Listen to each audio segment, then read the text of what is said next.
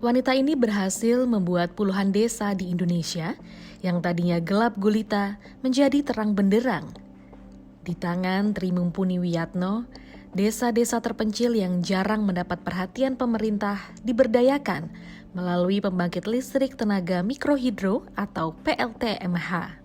Tapi sebetulnya yang mengawali kegiatan ini kan suamiku. Dia sebagai orang teknik, alumni ITB, terus pernah sekolah ya, belajar lah ya di Swiss soal mikrohidro. Terus kemudian dia berusaha untuk mengimplementasikan itu. Tetapi begitu saya bergabung malah justru kayaknya yang lebih semangat dan bergairah untuk belusuan.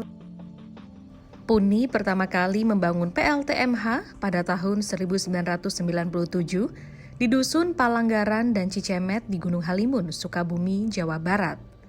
Untuk mencapai tempat itu, dia harus berjalan kaki 9 jam atau naik motor yang rodanya harus diberi rantai sebab jalan setapaknya sangat licin. Bener, ternyata kampung di sekitar itu gelap gulita. Wah, ini harus kita kumpulkan mereka. Terus saya kirim, kita punya tim. Kalau dulu aku dan suamiku sendiri ya, itu udah di tahun 90-an ya. Tapi kalau sekarang tim anak-anak muda datang ngobrol gitu ya. Ngobrol terus kemudian mulailah dibentuk organisasi. Nama Tri Mumpuni tercantum dalam daftar ilmuwan muslim paling berpengaruh di dunia dalam laporan The World's 500 Most Influential Muslim 2021. Namanya bersanding dengan 21 ilmuwan muslim dari penjuru dunia yang dirilis The Royal Islamic Strategic Study Center. Itu orang, wah udah dah, dari gelap gulita tiba-tiba terang gitu, muka orang-orang di kampung itu bling-bling, pakai teriak Allahu Akbar gitu ya. Kalau di daerah yang non muslim dia akan bilang puji Tuhan gitu. Karena bisa ya ternyata malam hari itu yang dari gelap menjadi terang gitu. Hanya karena sungai kita diambil airnya.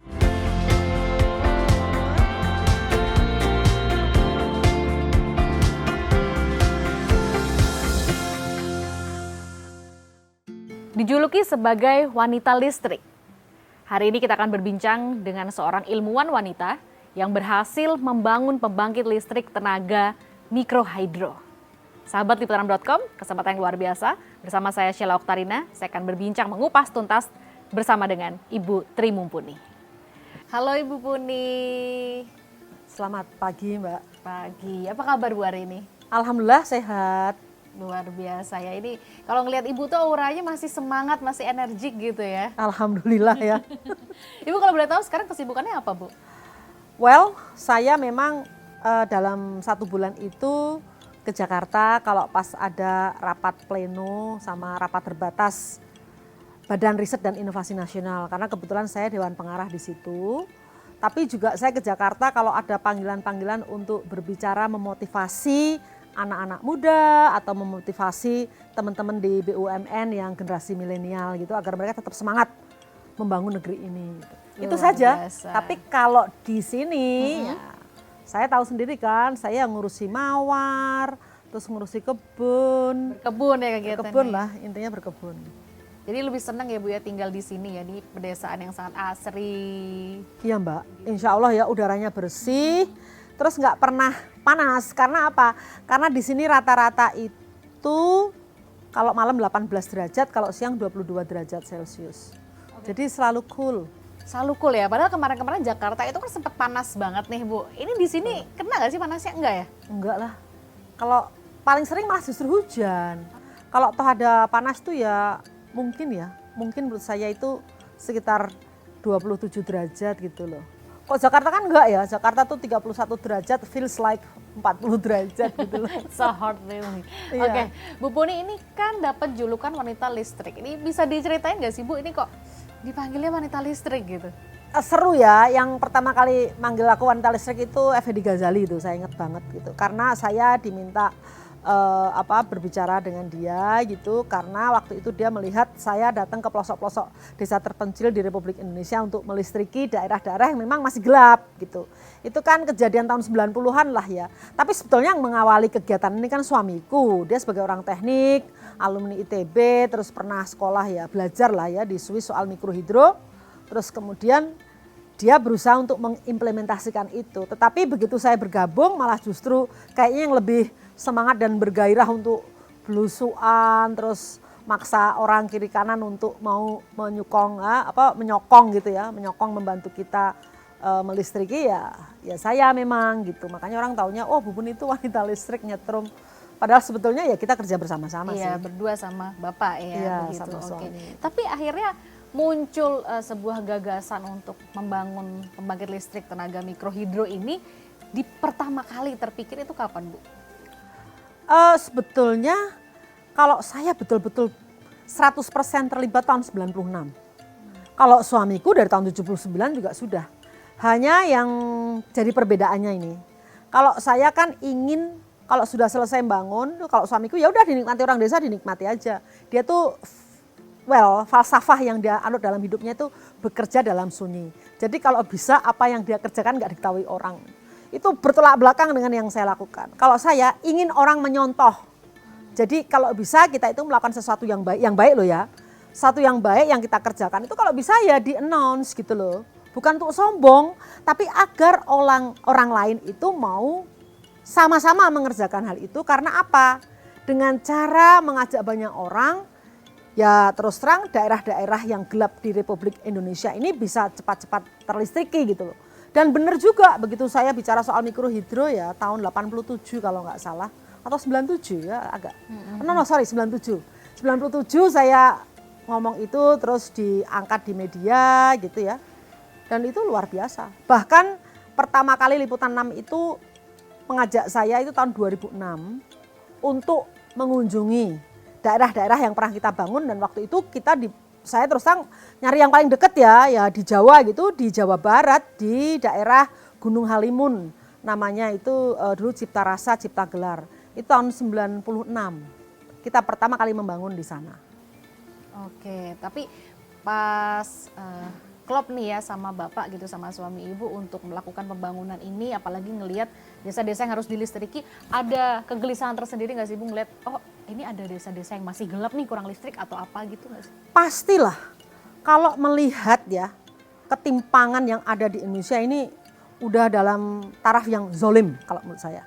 Kenapa saya katakan pemimpin kita ini ya betul-betul harus diingatkan bahwa tanggung jawabmu tidak hanya di dunia tapi juga di akhirat gitu loh. Kenapa saya katakan begitu?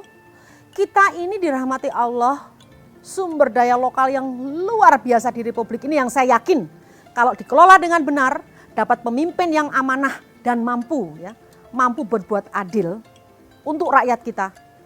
Gak lama lah kita jadi negara yang makmur.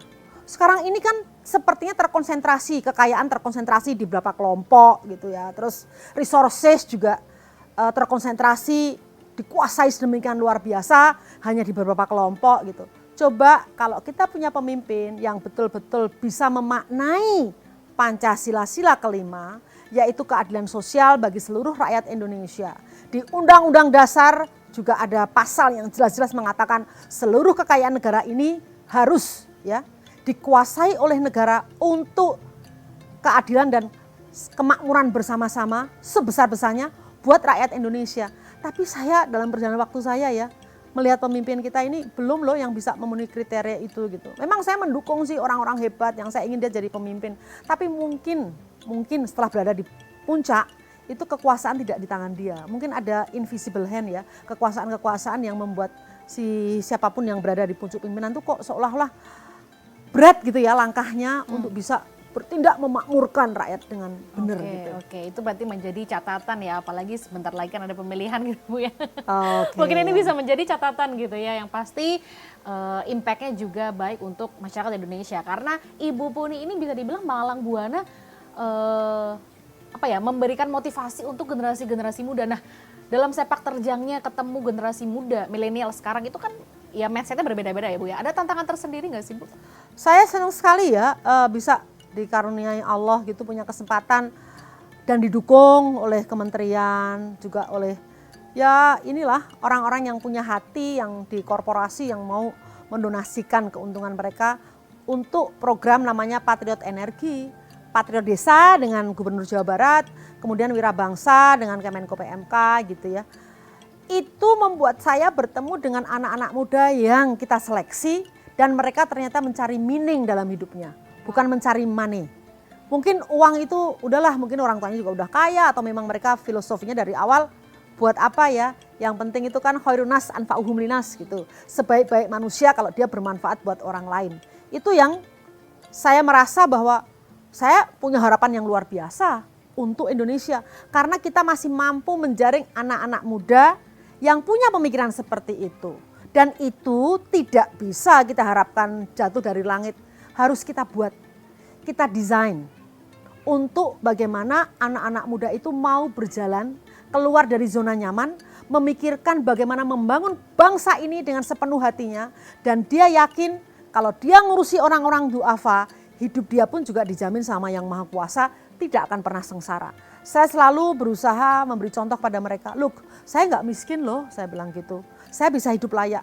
Tapi apa yang saya lakukan? Saya ingin orang-orang lain di desa yang terpencil itu bisa menikmati terangnya listrik, bisa hidup nyaman dan layak gitu ya, bisa memanfaatkan sumber daya lokal yang ada di desa untuk kemakmuran mereka. Jadi intinya saya katakan ke mereka, kemiskinan itu hanya simptom. Yang real terjadi, kemiskinan muncul karena apa? Karena rakyat dipisahkan dari local resources. Ada sumber daya lokal, ada masyarakat lokal, harusnya ini dijadikan satu. Datanglah yang namanya finansial, manajerial gitu ya, teknologi, datang untuk mengelola sumber daya alam ini sebesar-besarnya untuk kemakmuran masyarakat lokal yang tinggal di situ. Nanti bisa sampai kemana-mana setelah kemakmuran itu tercapai. Tapi yang saya lihat sekarang ini justru teknologi, managerial capability ya, kemampuan mengelola itu, yang anak-anak sekolah tinggi lah gitu, sama teknologi itu jadi satu. Jadi satu, datang ke sebuah daerah, ngambil local resources-nya, rakyat ditinggalkan. Disitulah muncul kemiskinan. Makanya kita didik anak-anak muda bagaimana agar sumber daya lokal dan masyarakat lokal yang terdisconnect ini menjadi reconnect, menjadi tersambung kembali. Karena Allah itu Mbak menciptakan, apalagi Indonesia ya, sumber daya yang luar biasa di desa ini. Banyak sekali, udahlah kalau Anda bisa menyebutkan apapun di desa kita itu ada gitu ya. Nah, ini kenapa tidak mampu memperkaya masyarakat desa atau memakmurkan orang desa, mensejahterakan mereka.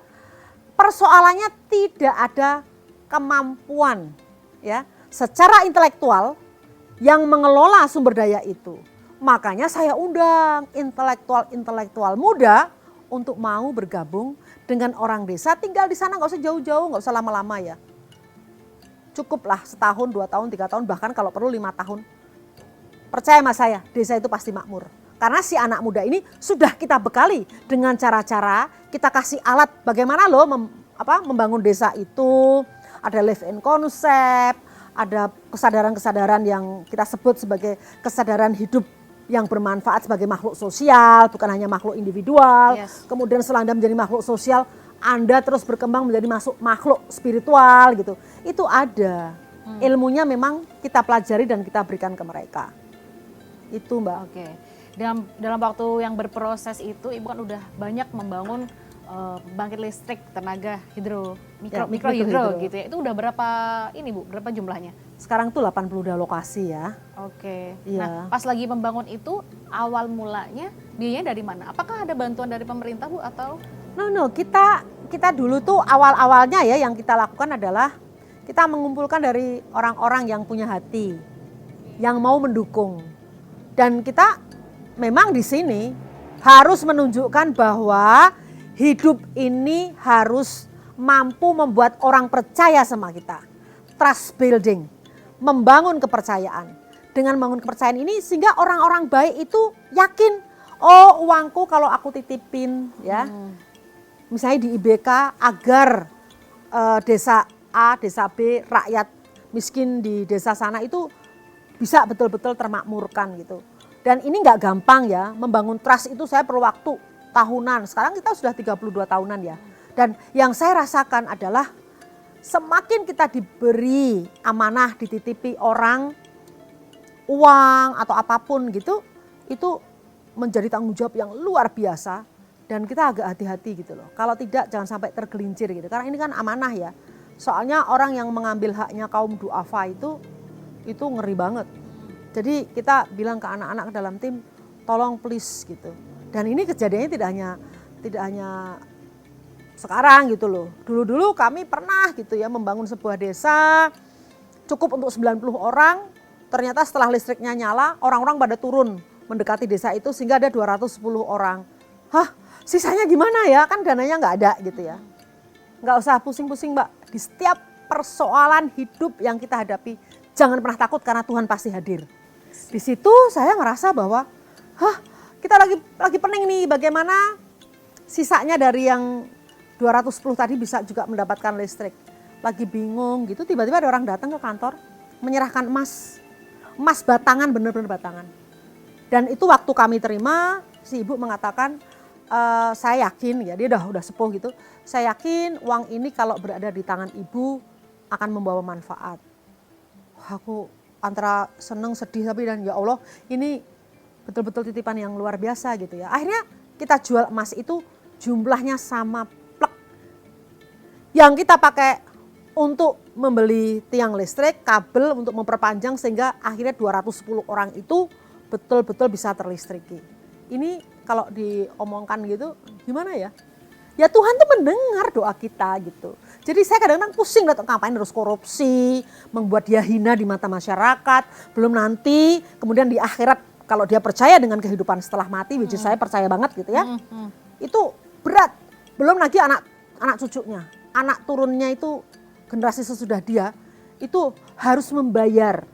Orang harus, saya tuh meyakinkan ke siapapun, kamu harus yakin ya bahwa apa yang kamu lakukan sekarang pasti akan terjadi kalau tidak dengan kamu ya anak cucumu. Hukum tabur tuai seperti itu ya. Betul. Oke. Jadi kalau kita bilang karma, klise karma, that's happen kalau kamu yakin itu. Maaf ya, saya ngeliat para koruptor yang nggak bener tuh anaknya pasti yang nggak bener ya. Bener. Coba kalau kita ngeliat kasus-kasus gitu, kebongkarnya itu sepele, simple banget. Hanya karena kelakuan anaknya yang nggak bener, tiba-tiba orang tuanya dulu udah tenang-tenang aman dengan harta jarahan dia yang menjadi haknya rakyat Indonesia, tiba-tiba kebongkar semua. Ini baru hal yang kecil loh. Tangan siapa yang bergerak? Tangan Allah.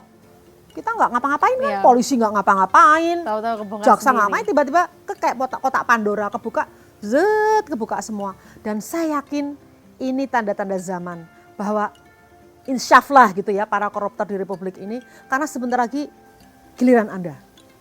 Percaya deh. Giliran Anda, karena Allah tidak akan membiarkan hal-hal itu menjadi sangat kebangetan. Pasti one day akan terbuka. Itu sih. Lagi-lagi itu merupakan sebuah catatan ya, teman sahabat liputan.com ya. Oke, kalau berbicara tadi ya, Ibu ini kan berarti sangat percaya bahwa pertolongan Tuhan itu tidak pernah terlambat. Selalu tepat pada waktunya. Kalau misalnya tadi ada beberapa rakyat yang tiba-tiba datang terus membutuhkan biaya tambahan, ternyata ada pertolongan. Dan itu berkali-kali terjadi dalam hidup Berkali-kali saya. terjadi. Nah, selain itu Bu, ada nggak sih tantangan-tantangan tersendiri yang memang dilalui gitu ya ketika lagi membangun? Ketemu orang-orang yang kurang baik, tapi kalau saya bilang preman kok kasihan juga ya. Tapi aku nggak tahu artinya preman itu apa. Sering kali kita bangun gitu ada orang yang datang dengan manis gitu, Bu. Nanti Ibu akan melibatkan rakyat. Pasti Pak, karena ini kita tuh hanya diberi Allah kemampuan gitu ya. Kebetulan bisa mengumpulkan dana, bisa punya teknologi, tahu know-how-nya, the whole knowledge itu kita kuasai. Kita ingin mengajari rakyat setempat agar sama-sama belajar dengan kita sehingga nanti kalau ada apa-apa dengan pembangkit itu dia bisa membetulkan gitu ya. Tapi itu ada yang datang, dia bilang, Bu, kayaknya saya harus memilihkan Ibu orang-orang yang hebat. Rakyat yang bisa membantu Ibu. Oh, saya sepakat banget. Jadi semua siapapun yang nanti Ibu rekrut itu harus lewat saya. Saya udah mulai oke gitu. Ada calonnya nih. Ya, padahal saya paling senang kalau semuanya ngumpul. Biasanya kalau sudah begitu dia ganggunya itu nyolong semen gitu ya, ditumpuk gitu. Tapi ya karena kita buat rakyat itu kuat, punya resilience gitu, sehingga rakyat sendiri yang mengatasi persoalan-persoalan di lapangan. Kita harus percaya sama rakyat. Sekarang ini kan pembangunan seolah-olah harus pihak ketiga, padahal mampukan rakyat, dibuat mereka terempower ya, betul-betul berdaya gitu, sehingga nanti pembangunan itu ya sesuai dengan passion mereka gitu. Jadi bukan top down gitu. Selama top down itu ya lihat aja nantilah banyak yang melangkrak, nggak ada manfaatnya gitu. Saya kira itu. Nah, dalam tahapan-tahapan ketika membangun gitu ya, yang pertama dilakukan Ibu itu apa sih Ibu? Datangkah ke kampung-kampung mencari kampung yang memang belum dialiri listrik nih untuk riset seperti itu, terus seperti apa Bu tahapannya? Biasanya saya sama suami itu jalan-jalan. Aku tuh seneng ke hutan-hutan Aceh, terus mungkin nanti juga ke Papua, kemana gitu. Kita ngelihat potensi kita itu kan luar biasa. Oh, ada sungai yang luar biasa besar mengalir, keren banget ini kalau jadi listrik. Terus saya ngeliat ada kampung nggak? Bener, ternyata kampung di sekitar itu gelap gulita. Wah, ini harus kita kumpulkan mereka. Terus saya kirim, kita punya tim. Kalau dulu aku dan suamiku sendiri ya, itu udah di tahun 90-an ya. Tapi kalau sekarang tim anak-anak muda datang ngobrol gitu ya. Ngobrol terus kemudian mulailah dibentuk organisasi.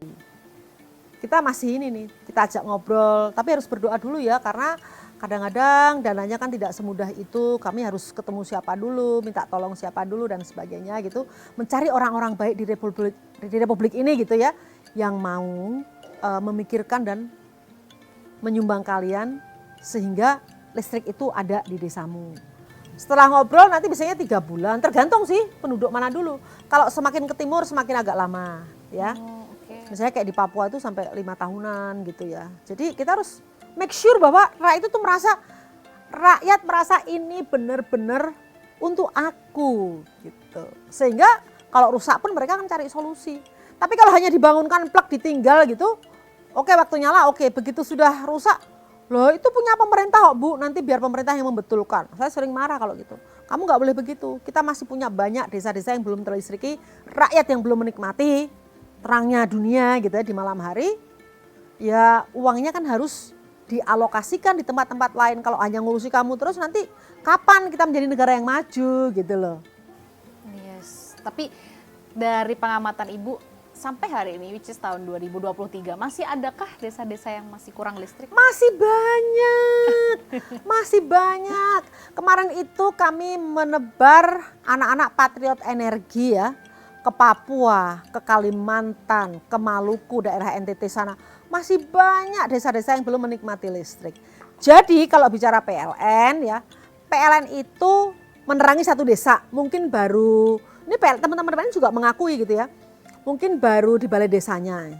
Itu sudah tercatat sebagai desa yang terlistriki. Kalau kita ukurannya per kapita, setiap rumah tangga harus terang semua, baru kita bisa mengatakan well ini sudah 100% terlistriki.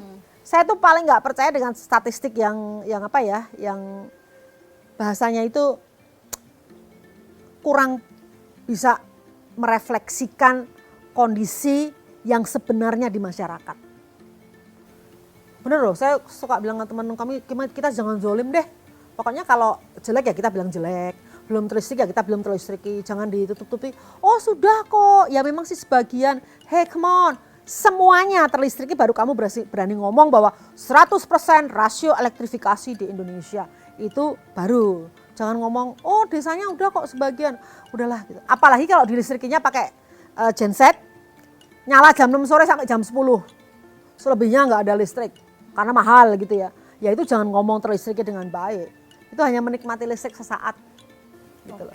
Jadi 24 hours ya, 24 jam dia terang dengan listrik yang handal, baru itu bisa dikatakan bahwa Indonesia sudah 100% electrification ratio-nya gitu.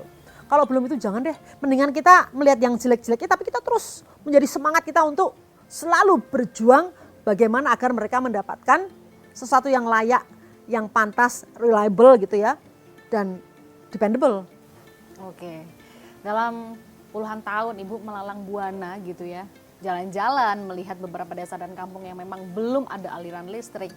Dan selama proses pembangunan juga ada nggak sih Bu hal-hal menarik yang mungkin sampai saat ini susah banget dilupain? Yang paling menyenangkan tuh kalau commissioning. Ya. Commissioning itu adalah begitu listrik sudah jadi, harus full capacity, 78 jam dinyalakan terus, tidak ada gangguan.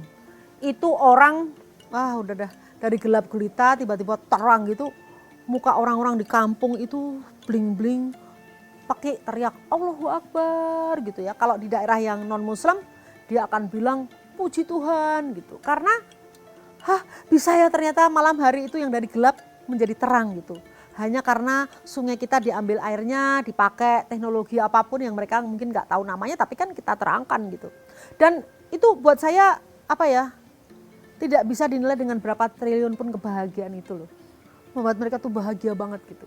Terus apalagi waktu kita bangun uangnya nggak cukup, jadi perlu gotong royong gitu.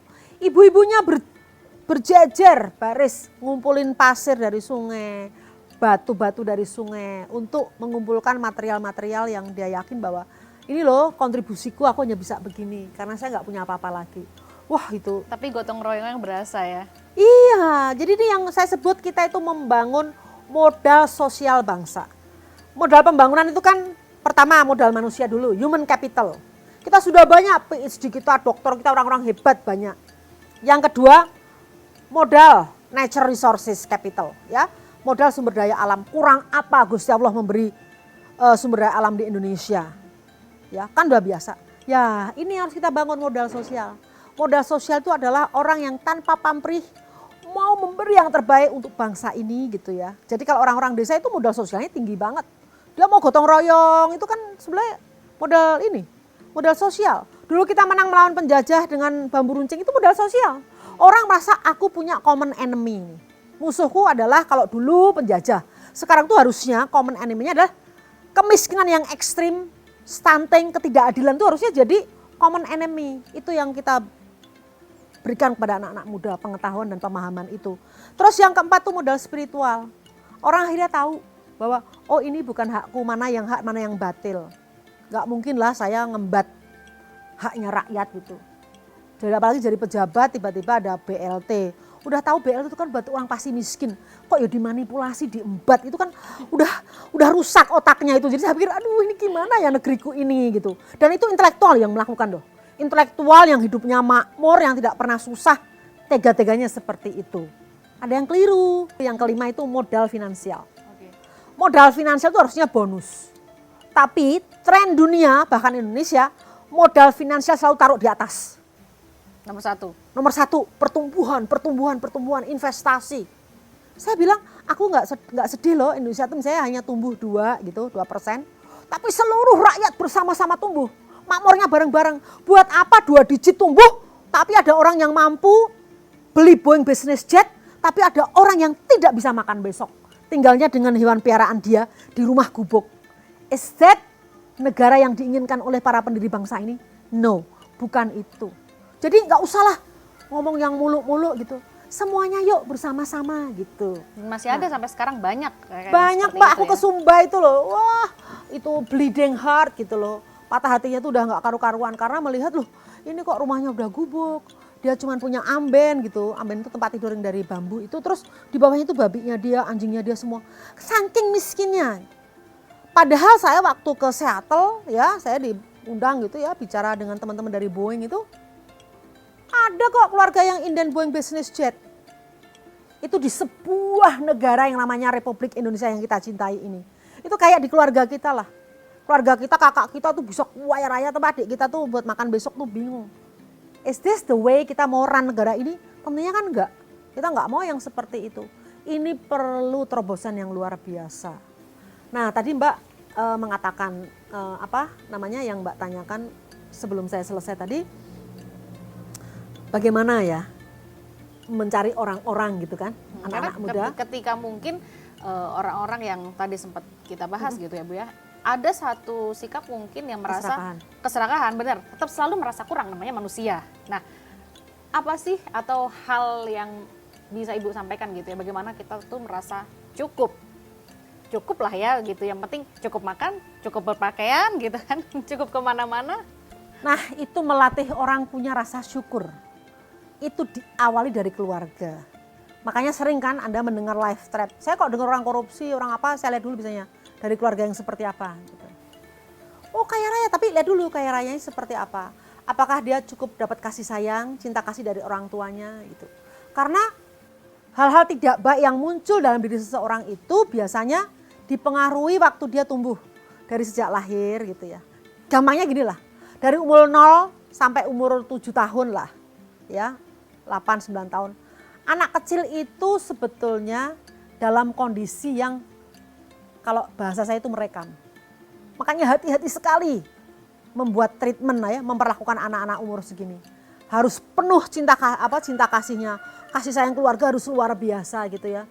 Jangan diberi contoh-contoh yang tidak baik. Jangan diekspos dengan kejahatan-kejahatan. Apalagi tontonan-tontonan yang tidak baik ya. Itu membekas gitu. Disitulah kalau anak cukup cinta kasih orang tuanya. Terus mendapatkan lingkungan yang membuat dia merekam hal-hal yang baik. Tumbuhnya nanti begitu remaja, tua itu hal-hal yang bagus yang muncul dalam dirinya. Itu namanya life trap ya Mbak ya. Jadi kayak jebakan kehidupan di masa lalu. Tapi kalau anak umur 3 tahun, ibunya sibuk, terus marahin anaknya gitu. Kamu tuh gak ngertiin mama loh, nanti mama tinggal loh kamu kalau begini-begini. Dimarahin. Hei, kalau orang normal berpikir, ibu yang umur 30 tahun itu harusnya paham terhadap anaknya yang umur 3 tahun. Bukan anak yang umur 3 tahun suruh paham orang dewasa umur 30 tahun. Apalagi pakai diancam, kamu saya tinggal loh nanti kalau kamu gak nurut sama mama, biarin. Itu ada namanya abandonment ya, jadi ngerasa terbuang. Itu jelek sekali, jejak rekaman nanti setelah dia besar. Sedih banget loh, Dan aku itu tuh sangat ngefek ya. ngefek. Nanti rata-rata orang-orang yang korupsi itu karena ingin menunjukkan bahwa aku tuh nggak dapat cinta, nggak dapat kasih sayang waktu kecilku gitu. Ya apa damen itu apa ya, orang yang dicuekin, kerasa terbuang, perasaan yang nggak ada manfaatnya, nggak ada gunanya gitu.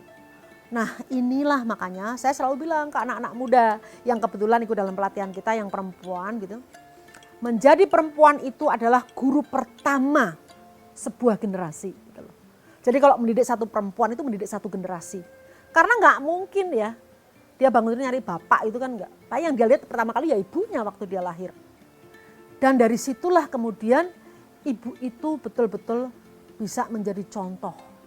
Satunya kata dan laku.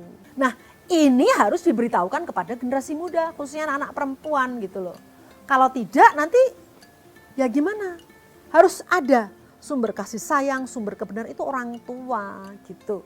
Nah dengan cara begini saya bilang kamu menikah jangan hanya karena status sosial. Tapi menikah itu betul-betul siap bahwa kamu akan menjadi penggerak perubahan, agen perubahan. Entah untuk anakmu sendiri sebagai generasi menjadi generasi yang lebih baik gitu ya. Mampu menghadapi rintangan dan tantangan zaman yang seperti ini.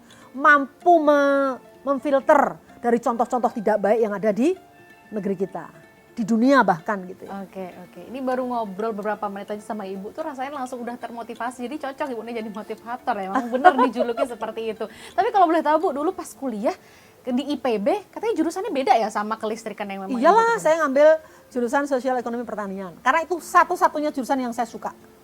Saya udah ngancam diri sendiri nih. Pokoknya kalau aku nggak keterima di sosek kan susah tuh Mbak masuk sosek. Kalau sudah di sosek gampang. Tapi masuknya tuh karena jurusan favorit. Itu jadi belum tentu gampang gitu. Saya udah kalau nggak keterima di sosek aku mau pindah kuliah. Saya mungkin daftar lagi nanti kemana gitu. Kan awalnya kan ya memang pengennya di sosek gitu. Tapi terus kemudian saya dapat kesempatan belajar ya, ada beasiswa gitu. Kemudian saya belajar energi, belajar soal sustainable development, soal lingkungan. Ketemu suami yang ngurusin listrik si anak ITB ini. Dari situ kemudian saya ya menjadi sangat jatuh hati karena buat saya listrik itu alat yang sangat kuat, the most powerful tools untuk membangun desa-desa di Indonesia gitu loh. Omong kosong lah Anda ngomong pembangunan ekonomi desa kalau mau membuat minyak nilam saja nggak ada listriknya. Mau membuat minyak sereh, mau mengeringkan kopi, membuat grinding, roasting kopi yang bagus gitu nggak ada listrik gitu. Jadi disitulah saya ngerasa pernikahan itu memang kalau kita hati-hati bener milihnya itu menjadi rahmatan lil alamin ya. Yes. Bisa membawa manfaat buat alam sekitarnya gitu. Nah ini yang luar biasa, berarti ketika bertemu dengan suami ibu satu frekuensi nih udah akhirnya adventure dong, ya kan jalan-jalan tadi seperti yang ibu bilang gitu. Nah paling lama ketika lagi membangun pembangkit listrik gitu ya di sebuah kampung itu berapa lama? Berapa bulan kah? Atau? Paling lama yang besar ya setengah mega itu ya setahun 8 bulan ya. Okay. Karena persiapan sosialnya Mbak yang lama. Dan menetap di sana berarti? Iya, tapi saya on and off. Paling lama dulu 3 bulan waktu muda ya, sekarang ya enggak lah. Sekarang anak-anak muda aja gitu, anak-anak muda gitu. Saya hanya datang mungkin, bahkan ada beberapa daerah yang dibangun karena saking saya nggak punya waktu gitu ya. Ada yang saya belum ke sana. Tapi suamiku pasti udah ke sana, tim-tim sosial maupun tim-tim teknis pasti lah menetap di sana gitu. Terakhir kapan Bu melihat dan mengunjungi lokasi? Oh ya belum lama ini saya juga sudah berkunjung, bahkan yang udah jadi pun saya kunjungi juga gitu ya. Oke, di tengah-tengah kesibukan Ibu di BRIN juga?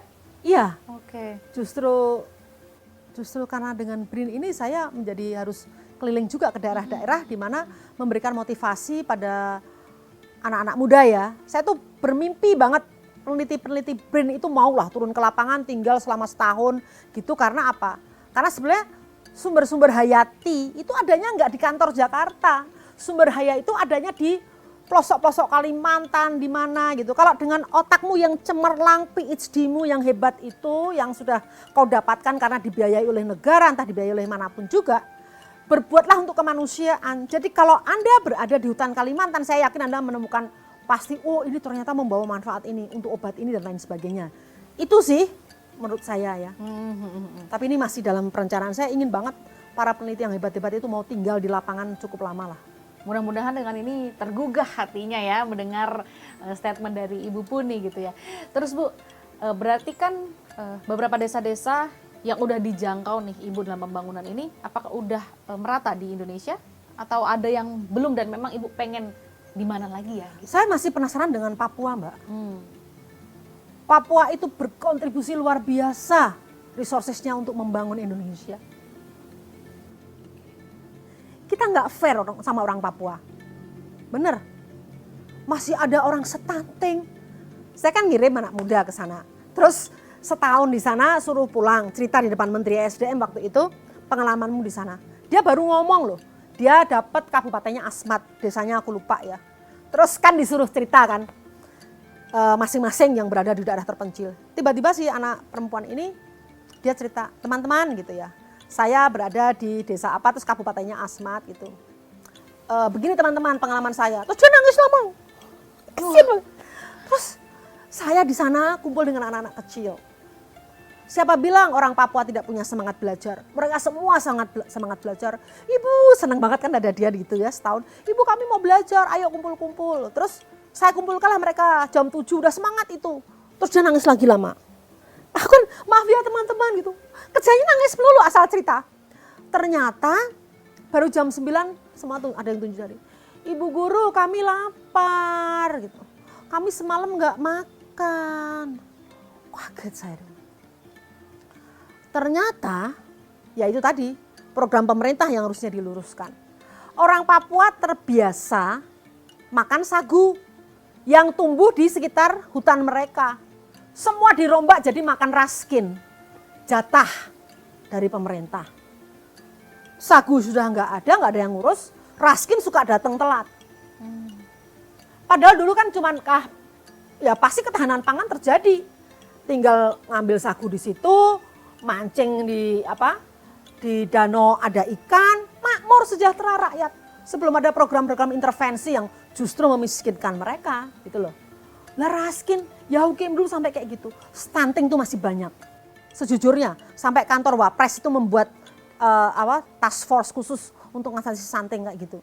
Terus tiba-tiba Jumat bersih, nyapu-nyapu muridnya dia ada yang pingsan. Kenapa? Nggak makan. Nah ini kan harusnya bisa diatasi gitu loh. Dan saya sanggup kok membuat program dengan anak muda, saya sanggup gitu loh. Cuman kan dana pemerintah tidak bisa saya akses dengan mudah. Karena saya bukan gubernur, saya bukan bupati, saya hanya orang luar yang ingin berkontribusi. Dan ASN kita ini besar jumlahnya, geraknya lambat sama kerjanya mekanistik. Oh ini nggak sesuai aturan, ini nggak boleh, ini tuh di dunia ini hanya hadis dan Al-Quran yang nggak bisa dirubah. Saya bilang gitu. Tapi selama itu peraturan manusia bisa dirubah. Masalahnya maukah Anda menjadi orang gitu ya yang berbuat hanya untuk menegakkan kebenaran dan keadilan serta ngurusi kaum duafa. Kita ini privilege loh. Saya bilang sama teman-teman ASN, kamu tuh privilege. Kerja nggak kerja dibayar kok. Iya kan? Mau main game di kantor juga dibayar. Itu sebetulnya hutang Anda kepada rakyat miskin yang hanya bisa memanen buahnya di hutan. Yang hanya bisa jualan bakso di pinggir jalan. Kalau hujan deras dia kedinginan. Yang hanya bisa jualan jagung bakar. Saya respect, saya tuh sangat menghormati kalau ketemu orang-orang di pinggir jalan jualan apapun lah. Hujan kehujanan apa. Dialah orang-orang mulia. Saya bilang, kamu bisa jadi penghuni surga. Karena kamu berkeringat sweating untuk menegakkan keluargamu agar tetap bisa makan. Ya, jadi sangat zolim. Kalau yang setiap bulan kerja nggak kerja, pokoknya menerima gaji dan tidak berbuat apa-apa, lebih gila lagi korup. Wah, aku nggak tahu deh tempatmu di mana, nanti hanya Allah yang tahu, aku bilang gitu. Oke. Ini yang saya pikir di Indonesia ini harus, aduh, dari mana ya harus berubah gitu. Ya. Nggak boleh putus asa dan bersama-sama melalui anak muda. Karena kalau yang udah generasiku, aku udahlah kita umur tinggal berapa sih, nunggu matinya aja gitu loh. Susah gitu dirubah. Karena sudah dalam zona nyaman gitu. Tapi yang muda-muda ini yang harus dikompori, ya, ditunjang, didukung dengan orang-orang yang punya hati, yang udah sepuh tapi punya hati, punya rezeki berlimpah, ingin mengalokasikan, ya, bagaimana memperbaiki Indonesia ini. Wow, luar biasa. Ibu nggak berminat Bu masuk partai politik? Nanti malah jadinya kusut. Aku tuh masih sampai sekarang tuh kadang-kadang kalau datang ke rumah temen atau apa gitu ya, yang dapat perumahan yang sangat mewah gitu kan ya, entah di Gatot Subroto, entah di mana lah pokoknya.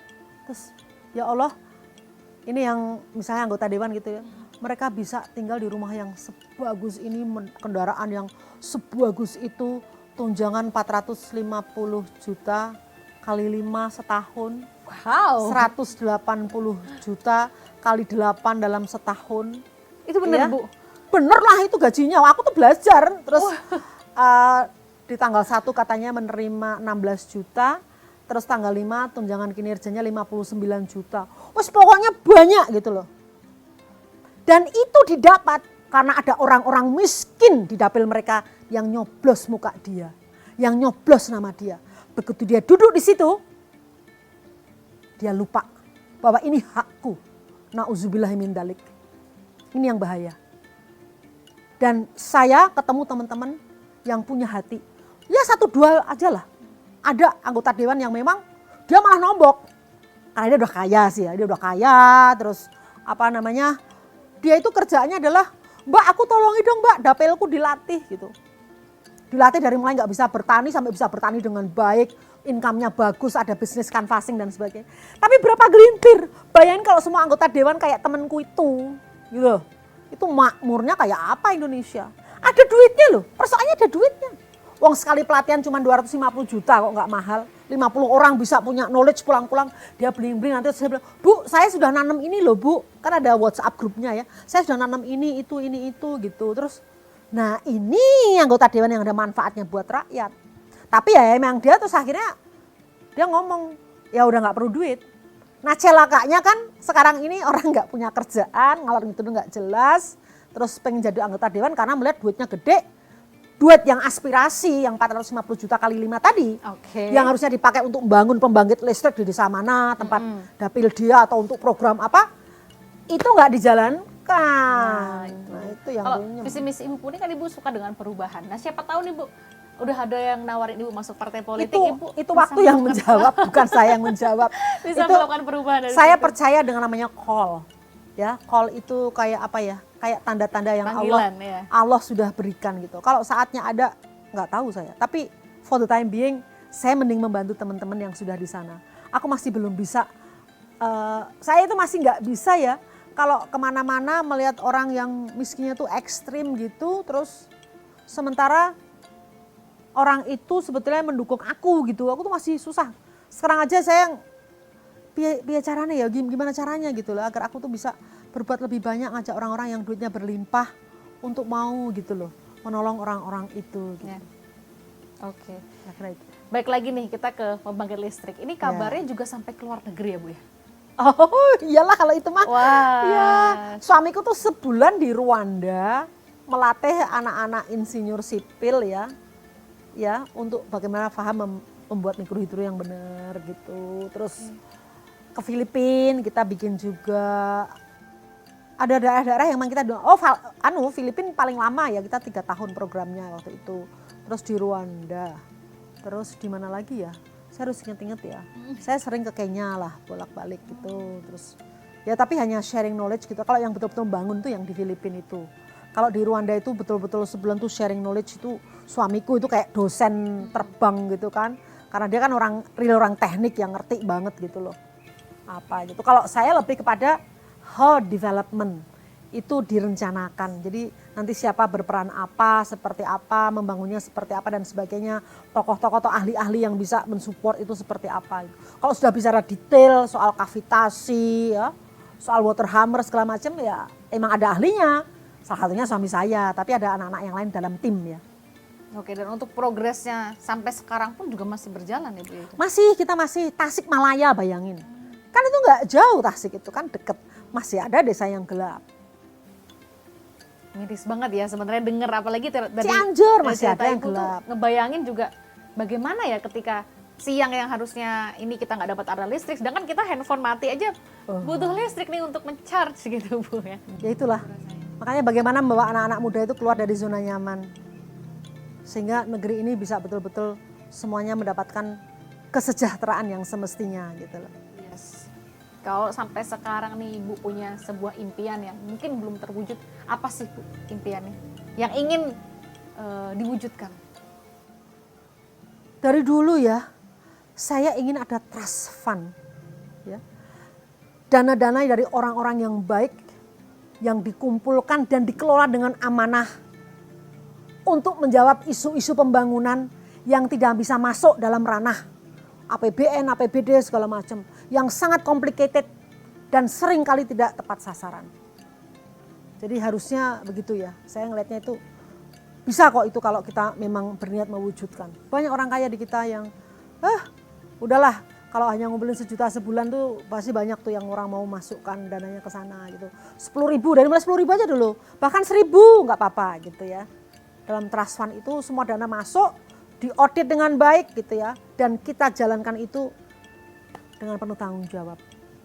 Luar biasa. Karena saya melihat bahkan ya seperti Basnas saja gitu ya. Itu kan berapa tuh selalu keluhannya wah uangnya nggak bisa terdisperse atau apa dan sebagainya. Tapi begitu kita sodori program ya mereka lebih senang menjalankan sendiri gitu loh. Jadi ya udah saya hanya mau menolong orang itu memanfaatkan uangnya apalagi itu uang umat gitu ya agar dipakai sesuai dengan peruntukannya dan sampai kepada orang-orang yang memerlukan. Jadi kalau saya ada bantu orang saya bilang maaf aku nggak ngambil duitmu, aku hanya membantu kamu menyalurkan uangmu di jalan yang benar sehingga uangmu bisa memberikan kebermanfaatan dan surga yang nunggu kamu. Gitu. Mantap. Ini boleh Ibu berbicara kepada sahabat liputan6.com yang saat ini nonton gitu ya. Pesan dan juga harapan Ibu kepada generasi milenial dan generasi muda seperti apa Bu? Yang paling sederhana buat saya adalah kalian dirahmati Allah bisa hidup seperti kondisi sekarang. Hidup itu hanya sekali, hiduplah yang berarti. Lihat sekelilingmu, apa yang bisa kamu kontribusikan. Tidak apa-apa langkahmu kecil, tapi kalau itu menjadi berjuta-juta langkah, saya yakin pasti membawa makna. Saya kira itu saja anak muda. Wow, luar biasa. Sahabat liputan6.com bener-bener ya. Nggak terasa ketika kita ngobrol sama Ibu Puni ini banyak ilmu juga ya. Nggak cuma tadi pengetahuan tentang pembangkit listrik yang sudah dijelaskan, tapi juga ilmu hidup Bu. Yang mungkin nggak bisa kita dapatin dari sekolah gitu ya. Karena kan itu lagi-lagi semua berbicara soal hati ya. Bagaimana kita merasa bisa bermanfaat untuk orang tadi yang sudah Ibu sampaikan gitu, dan itu sangat luar biasa.